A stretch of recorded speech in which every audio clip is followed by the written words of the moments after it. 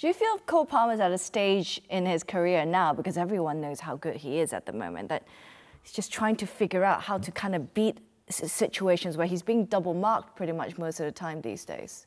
Yeah, and that's something he's going to come up against.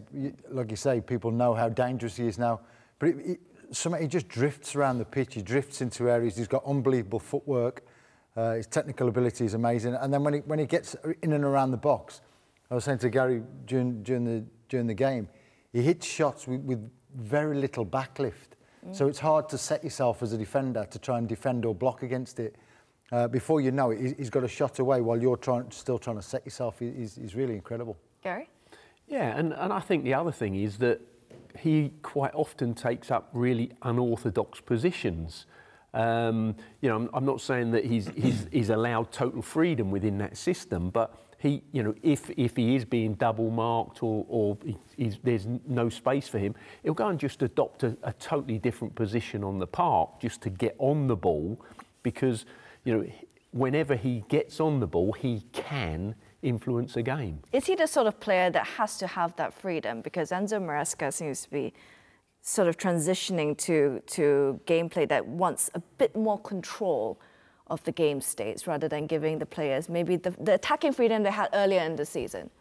I just think that's the kind of player he is. I think you've got to allow him that freedom. His creativity is it's just what he needs. I mean, we say he's had a quiet game tonight. He's had a free kick that's was brilliantly saved. Was brilliantly saved and turned over. Quiet by his standards. Yeah, he's hit one that's just gone round the post. He's had a goal deflected in.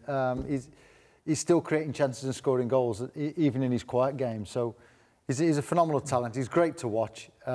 He's got this air about him that's just different. He's just really different from most players. He looks like he's disinterested. He looks like he's not that bothered. He looks like he's playing in the playground. He's being cool and cool. Yeah, but he just does phenomenal things at times you don't expect. He's great to watch.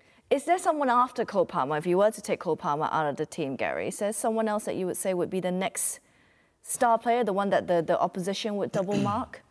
Because there's a slight concern of the over-reliance on Cole Palmer. Yeah, well, there is a heavy reliance on him ever since he's been at Chelsea. You know, he has dragged Chelsea through their games very often.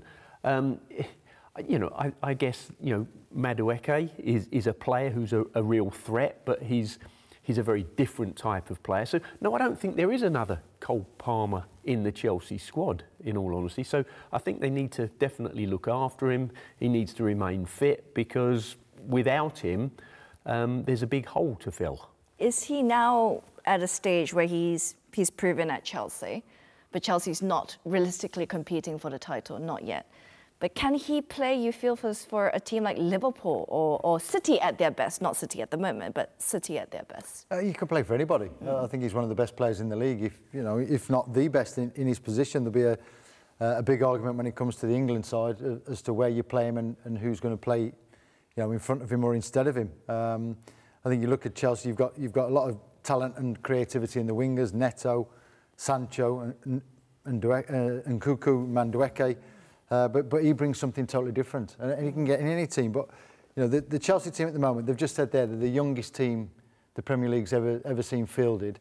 So over the next 2 or 3 seasons, this team could be a real threat and a real powerhouse to go and win the league. And I'm sure he'd like to be a part of that, rather than look to move to a Liverpool or a Man City.